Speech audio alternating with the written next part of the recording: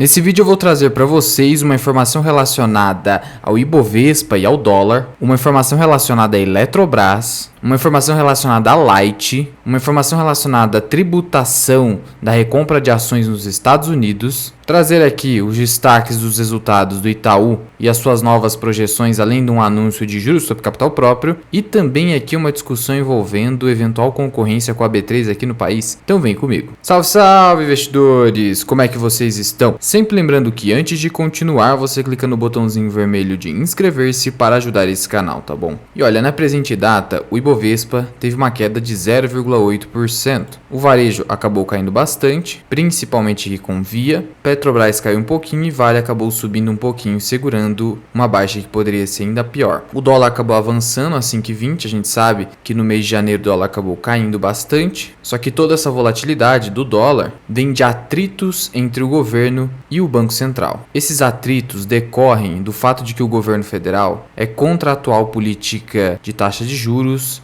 do Banco Central, que permanece com a sua autonomia ao menos até 2024. Na visão do governo, os juros no país estão muito altos. Eles devem ser reduzidos, ao passo que o Banco Central não entende dessa forma. E aí, o governo acaba criticando o Banco Central e diante dessa guerra institucional, a Bolsa de Valores e os investidores ficam bastante receosos. Para você ter uma ideia, apoiadores do governo, como por exemplo o Boulos, vem dizendo que o presidente do Banco Central, Campos Neto, seria um infiltrado de Bolsonaro e que ele estaria fazendo boicote à economia por deixar a Selic a 13,75% conforme a manutenção da última reunião. Então, diante de todo esse cenário de incerteza institucional, o dólar acaba tendo bastante volatilidade e nós brasileiros ficamos prejudicados com o dólar cada vez mais forte. E para sua proteção contra essas volatilidades do dólar, nada melhor do que investir em ativos atrelados ao dólar, como por exemplo estoques, ETFs, renda fixa em dólar ou até mesmo REITs. E para isso eu recomendo a Nomad, que é tanto uma conta corrente global quanto uma conta de investimentos. Você negocia com corretagem zero e com uma taxa de serviço para operações cambiais das mais competitivas do mercado. Eu vou deixar o link aqui na descrição e no primeiro comentário fixado para você abrir a sua conta. Utilize o código MIRAI45, tudo em caixa alta, para você obter um cashback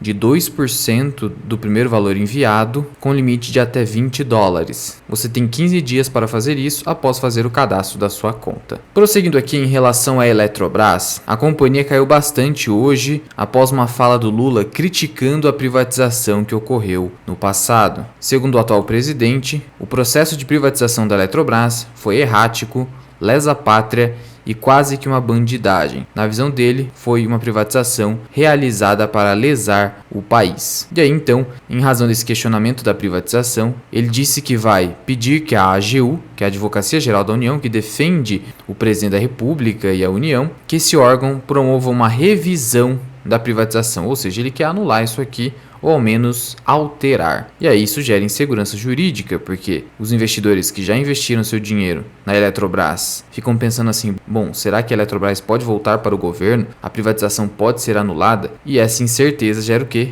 Queda nas ações. Por isso que elas caíram 3,43%. Nos últimos 12 meses, a Eletrobras ainda acumula uma alta de 25%, mas isso pode acabar se alterando se avançar essa discussão sobre uma desprivatização, digamos assim. De fato, o Brasil não é para amadores, por isso que nós encontramos várias oportunidades. Você imagina só uma discussão nos Estados Unidos envolvendo uma desprivatização. Parece algo impensável, mas aqui no Brasil acaba sendo até que corriqueiro. Prosseguindo aqui em relação à Light, inicialmente a companhia ela publicou um fato relevante informando que agências de classificação de risco, agências de rating, estavam ali abaixando a sua nota de crédito. E aí, por conta disso, ela contratou uma empresa especializada em reestruturação de dívida, e aí o mercado ficou bastante reticente, e agora o pessoal está especulando uma eventual recuperação judicial da Light, até porque as suas debêntures despencaram após a redução da nota de crédito. Por conta disso, hoje as ações desabaram 14,19%. As ações que já estavam negociando a uma relação preço-valor patrimonial de 0,2, um dos menores múltiplos desse já ex no mercado, ficou ainda menor, a ponto da Light estar com dividend yield de 9%. acumulando mais de 70% nos últimos 12 meses de desvalorização. Só que cuidado ao olhar para esse PVP baixo, afinal ela não está dando retorno ao acionista, ROI negativo, de tal modo que o mercado projeta destruição do patrimônio líquido. E afinal, será que vai ocorrer de fato uma recuperação judicial, um pedido de recuperação? O grande problema é, a companhia está a todo custo atrás de financiamentos, precisando aí de algo em torno de 3,3 bilhões de reais para os próximos 2 anos, período em que grande parte da sua dívida estará vencida. A Light, contudo, nega que vai realizar o pedido de recuperação, ao menos de forma iminente. Não negou que não vai pensar nessa possibilidade. Contudo, não me surpreenderia esse pedido de recuperação, até porque a Light estava emitindo debêntures com remunerações extremamente exorbitantes, denotando que ela precisa muito de capital, melhorar a sua estrutura de capital, e para conseguir folga com credores, talvez a recuperação judicial fosse o caminho. E de novo, cuidado ao olhar indicadores de forma isolada. O da Light é um dos menores que tem na nossa bolsa de valores,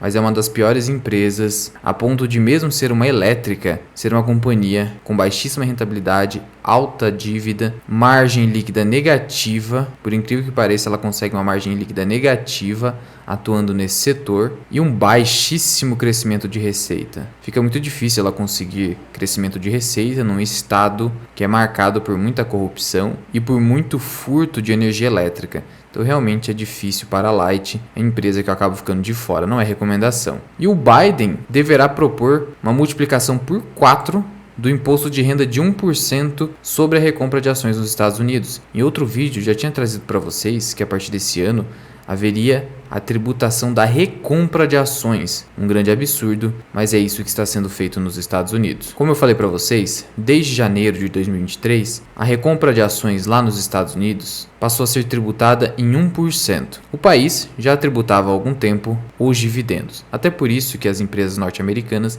não pagam bons dividendos e até por isso que o dividend yield dessas empresas gira em torno de 2 a 3%. Você não encontra yields tão altos como no Brasil. E agora piorou ainda, porque a recompra está sendo tributada e o Biden ele não quer deixar a alíquota em apenas 1%, ele quer fazer com que a alíquota vá para 4%.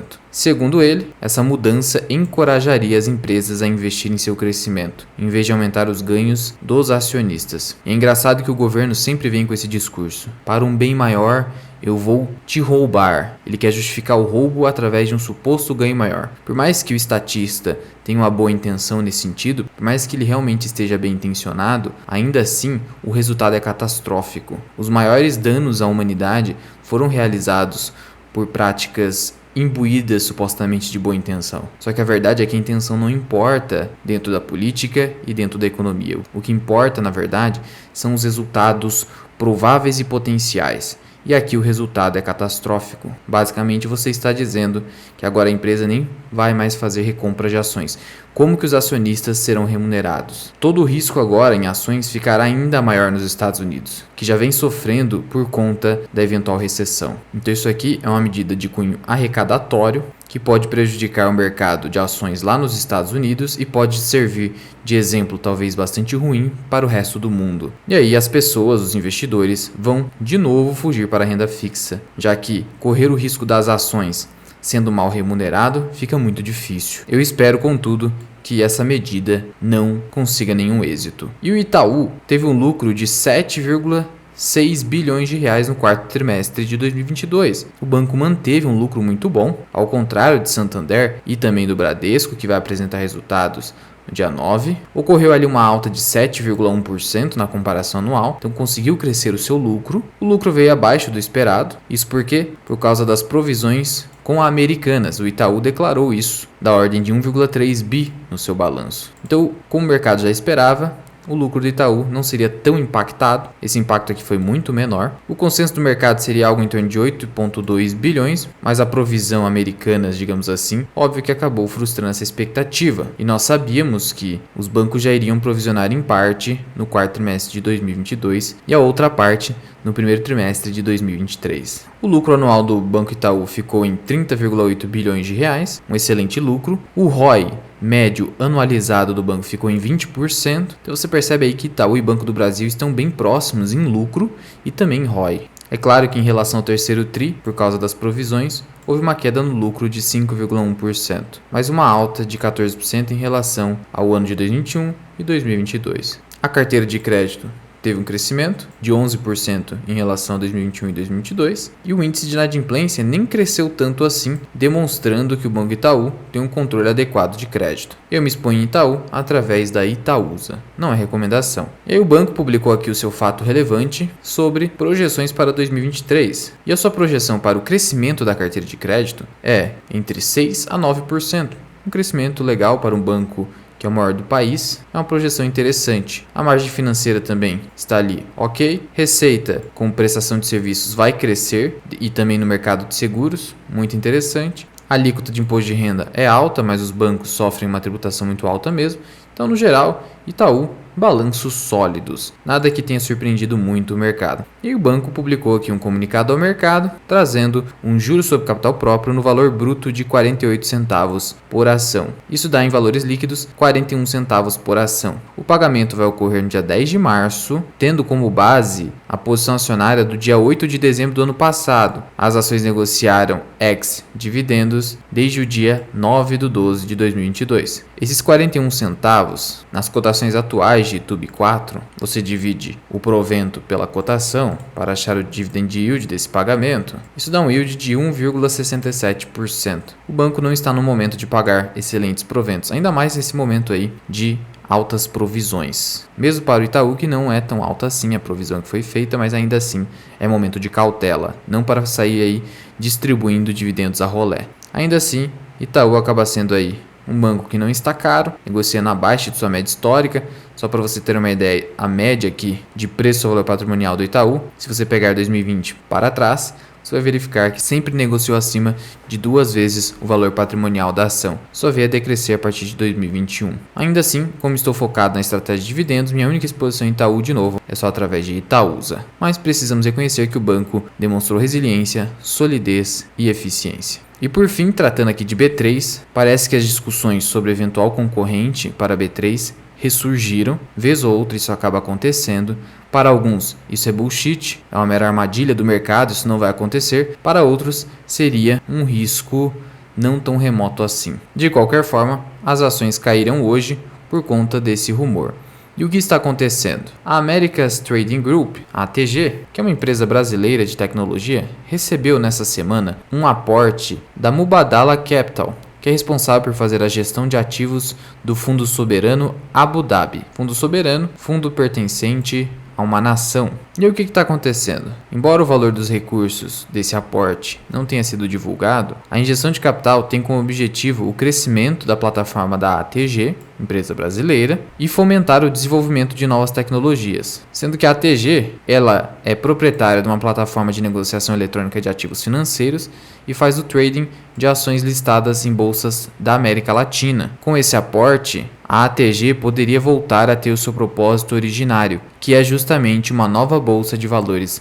Aqui no Brasil teria capital para isso. É isso que o mercado eventualmente está projetando, competindo então com a B3, que é o monopólio hoje do nosso mercado. O Goldman Sachs, por exemplo, destaca que mesmo que esse rumor de competição com a B3 seja algo conhecido pelo mercado, desde o começo de 2020 não teria sido comentado, de tal modo que para o Goldman Sachs isso não estaria no preço. Seria uma informação não refletida no preço, de tal modo que a B3 estaria cara, é isso que está dizendo o Goldman Sachs. De qualquer forma, Goldman Sachs destaca que mesmo que houvesse um competidor, a B3 não sofreria tanto, talvez perdesse aí algo em torno de 5% da sua receita. Por isso, se ela viesse a cair, por exemplo, aqui na casa dos 10, 10,50, ela já não estaria tão cara assim. O grande problema, como destaca o Goldman Sachs, é se de fato houvesse um concorrente no negócio de clearing house da B3, que é responsável ali por mitigar o risco de contraparte na compensação e liquidação de ordens. O negócio de clearing hoje da B3 é responsável por 35% das suas receitas, então se de fato houvesse um concorrente nessa área, aí sim as ações poderiam desabar. Mas no geral, como percebemos aqui, ainda é algo meramente especulativo, não há nada confirmado, então você que tem ações da B3 não seria motivo suficiente para sair vendendo. De qualquer forma, é sempre bom ficar atento, porque afinal nós vimos no passado que Cielo, que era praticamente um monopólio no mercado, acabou sofrendo com a competição. Então o importante é o investidor diversificar bem, ter gestão de risco e acompanhar ali a empresa na qual está investindo. E se você quiser se aprofundar mais sobre investimentos, considere se tornar membro do canal associado Mirai. Você tem acesso a conteúdos exclusivos, como por exemplo essa aula onde eu monto do zero uma carteira de small caps, a nossa carteira do 0 aos 100 mil, onde eu mostro na prática como montar do zero uma carteira de dividendos, aulas sobre small caps, aulas de valuation, por exemplo esta de como calcular o preço justo das ações de dividendos pelo modelo de Gordon, aulas de análise fundamentalista, aulas sobre stocks, até mesmo aulas sobre como fazer a gestão de risco da sua carteira. E ainda o acompanhamento semanal da minha carteira por meio de lives, onde você pode tirar suas dúvidas comigo e ficar de olho nas ações que estão no meu radar. Associado Mirai você pode cancelar a qualquer momento. Mas já vai deixando aqui nos comentários qual a sua opinião a respeito desse embate entre governo federal e Banco Central. Muito obrigado por ter ficado comigo até aqui. Eu sou o Luan, esse que é o canal Mirai Investing. Até o próximo vídeo. Fui!